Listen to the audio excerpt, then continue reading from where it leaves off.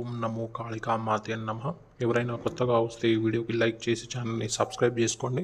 ఈ స్క్రీన్ మీద లైవ్లో జరుగుతున్నది వశీకరణ ప్రయోగం అండి.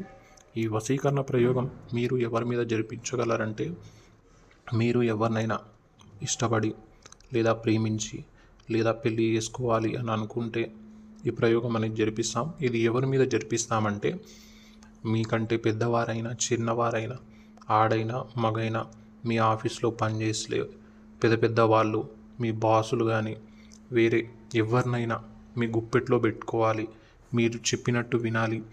మరియు అంతేకాదు, మేము చెల్లంగి, బాణామతి ఇలాంటి ప్రయోగాలు కూడా చేస్తాము.